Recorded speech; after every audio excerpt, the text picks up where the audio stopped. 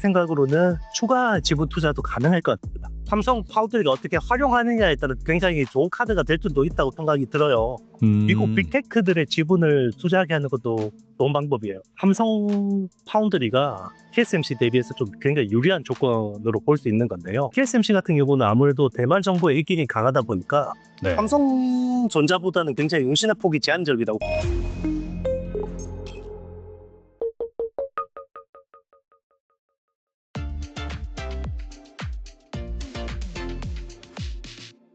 네, IT의 신 이영수 대표님 모셨습니다. 안녕하세요. 네, 안녕하세요. 대표님 긴급하게 또 연락을 드린 게 바로 오늘 그 미국 정부가 그 인텔의 지분 인수 외에도 이 삼성전자의 지분도 인수할 수 있다라는 기사가 속보로 나왔습니다. 그래서 이 이슈에 대해서 또 전문가이신 대표님을 모시고 좀 고견을 들어보고자 연락을 드렸는데, 갑자기 이 트럼프 행정부가 인텔에 이어서 이 삼성전자의 지분에도 투자한다고 이렇게 의사를 밝힌 이유는 무엇일까요? 네, 일단 지금 그 미국의 칩스법을 통해서 그 첨단 제조업을 미국 내에다가 투자를 하게 한 거잖아요. 네. 그리고 이제 그걸 위해서 이제 보조금을 바이든 행정부 때 이제 지급하기로 약속을 했는데, 어쨌든 이제 트럼프 대통령이 그 보조금을 자기는 지불하지 않겠다, 주지 아, 않겠다, 이렇게 이제 공언을 했었잖아요. 근데 이제 그런 그 약속을 뒤집을 경우에는 이제 아무래도 부작용이 빠르게 되고, 이제 약속을 지키면서도 이제 미국이 실질적인 실리를 어떻게 얻을 수 있을지 그런 쪽으로 좀 고민을 한 것 같고요. 이번에 러트닉 상무장관이 그래서 보조금을 지급하되 그 보조금에 따른 이제 지분을 어, 확보하게, 그러니까 사실상 투자를 하는 거죠, 미국 정부가. 이제 그런 형태로 조금 이제 전환해서 약속도 지키는 것처럼 하고, 그리고 이제 미국이 신뢰도 얻는 뭐 그런 지금 정책을 수립 중인 것 같습니다. 근데 이제 원래는 그 미국에서 반도체를 생산을 하면은 보조금을 준다는 것 자체는 일단은 이미 생산을 했으니까 그 대가성으로 준다는 건데, 지분을 인수한다라고 한다면은 이게 사실상 이 보조금이 아니게 돼버리는 거네요, 그러면. 네, 맞습니다. 사실상 보조금이 아니라 지분 투자의 형태가 되게 되는 거고요. 그러니까 음, 그로 인해서 이제 얻을 수 있는 거는 경제적인 이익도 있겠지만, 어쨌든 이제 그 지분을 통해서 그 해당 회사들, 그러니까 뭐 TSMC나 뭐 삼성 파운드리나 뭐 마이크론 같은 회사들이 어떤 통제를 할 수 있게끔 하는 그런 음, 장치들도 마련할 수 있게 된다는 거죠. 음. 보니까 이제 보조금을 지급하는 대가로 만약에 이제 삼성전자의 지분을 인수한다면은 이 삼성전자에 지급되는 보조금이 그 금액을 지분으로 환산해 보니까 한 1%에서 한 2% 정도 되더라고요. 뭐 이 정도 금 취득하게 될까요? 네, 지금 뭐 러트닉의 안대로 한다 그러면 충분히 그 정도의 지분을 확보할 수 있을 것 같고, 제 개인적인 생각으로는 추가 지분 투자도 가능할 것 같습니다. 아, 보조금을 더 주는 명목으로요. 네, 맞습니다. 아, 추가 지분 투자를 하면 이제 조건은, 예를 들면 이제 삼성 파운드리 같은 경우는 미국 내에서의 뭐 2나노 공정 수율이 충분히 올라가거나, 그리고 이제 향후, 경쟁력이 충분하게, 확보를 할 수 있겠다라는 판단 들 경우에는 그런 식으로 이제, 투자 지분을 확보를 해서 이제 나중에 뭐 차익을, 실현하거나 그런 식의 어떤 엑시트, 방법 생각할까. 그렇다면은 뭐 들어보니까 긍정적인 면도 좀 있는 것 같고 아무래도 좀 부정적인 면도 있는 것 같은데, 미국 정부가 정말 이 삼성전자의 지분을 인수한다라고 한다면은 뭐 득과 실은 무엇일까요? 네, 일단 얻을 수 있는 배들은 어쨌든 지분을 투자하게 되면 그 해당 회사가 잘 되게 해야 되잖아요. 음, 그러니까 이제 중국으로부터의 뭐 이렇게 부당한 경쟁 압박이나 이런 것들을 어느 정도 좀 디펜스 해줄 수 있는 그런 여지가 음, 생길 수 있는 거고요. 그리고 미국의 빅테크들을 또 이제 가급적이면 지분을 투자한 감성 파운드를 좀 뜨게끔 하는 음, 그런 효과들을 누릴 수 있는 거고, 또 단점으로 생각하면 아무래도 경영의 어떤 독자성, 우리 음, 또 한국 기업의 어떤 그런 버버넌스에서 미국의 입김이 강해진다라는 건 썩 유쾌한 상황은 아닌 거죠. 음. 근데 이제 뭐 거버넌스 그런 관점에서 말씀하셨는데, 뭐 한국에서도 어떻게 본다면은 뭐 경우에 따라서 이 뭐 정부의 뭐 정책이라든지 방향에 따라서 좀 기업 활동하기에 제약이 좀 있잖아요. 그렇다면은 미국 정부가 같이 좀 그런 부분에서 입김을 넣어준다라고 했을 때 뭐 이런 부분에 있어서는 어느 정도 긍정적인 면이 있을까요? 어떻게 보세요? 이거를 이제 음. 삼성 파운드리가 어떻게 활용하느냐에 따라 굉장히 좋은 카드가 될 수도 있다고 생각이 들어요. 아, 어, 예를 들면, 삼성 파운드리의 미국 법인만 따로 떼서 투자를 받는 방법도 있고요. 아, 이게 약간 분할해가지고요. 물적 분할이라든지. 네, 네. 그렇죠. 이제 현지 법인에다가 이제 투자를 받는 방법도 있고, 그런 아, 식으로 분할을 해서 미국 음. 빅테크들의 지분을 투자하게 하는 것도 좋은 방법이에요. 물론 이제 미국 정부를 설득을 해야겠죠. 그럴 아, 예전에 나왔던 그런 방향이죠. 이게 어떻게 본다면. 네, 네. 맞습니다. 예. 그래서 어, 삼성 파운드리 같은 경우는 공적 기술을 확보를 하더라도 이게 고객 유치에서는 아직까지 퀘스천이 있거든요. 물론 네. 이제 최근에 테슬라나 이제 애플의 CIS 같은 경우를 일부 좀 확보하긴 했지만 결국 중요한 거는 서버용 칩이잖아요. 그러니까 네. 서버 칩은 결국 그 AI 군비 경쟁에서 굉장히 중요한 미국 입장에서 전략 자산이거든요. 그런 측면에서는 미국 빅테크들의 지분을 투자해서 삼성 파운드리 미주 법인을 어느 정도 이제 통제할 수 있게끔 하면 서로 윈윈할 수 있는 뭐 그런 구도가 될 수도 있을 것 같아요.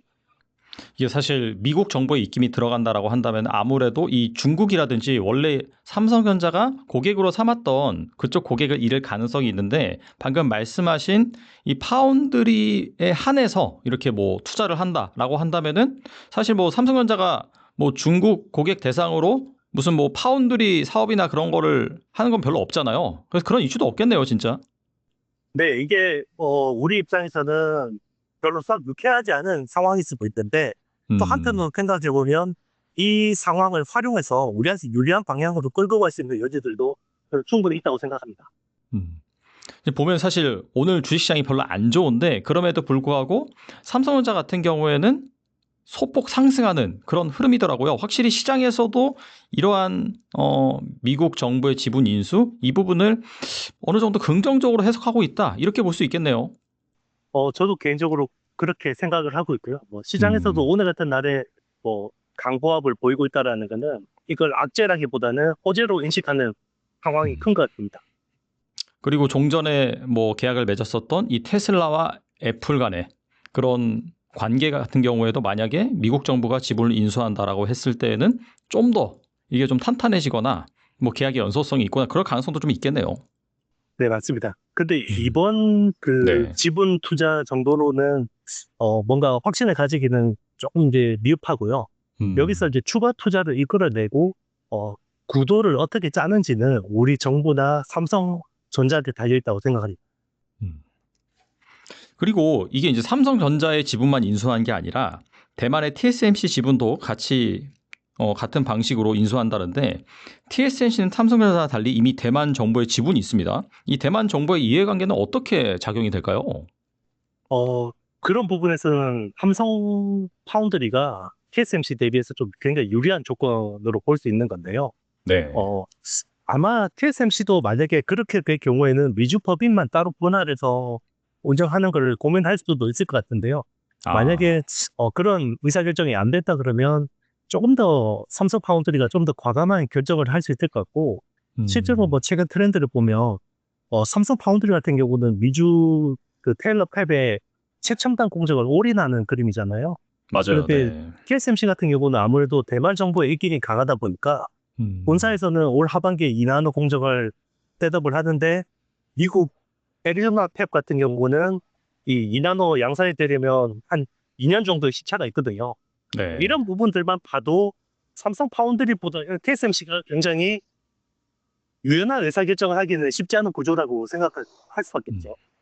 그러니까 아무래도 대만 정부 입장에서는 이 미국에서 미국 정부가 TSMC 지분을 투자한다. 이 부분을 상당히 좀 껄끄럽게 생각할 수도 있겠네요.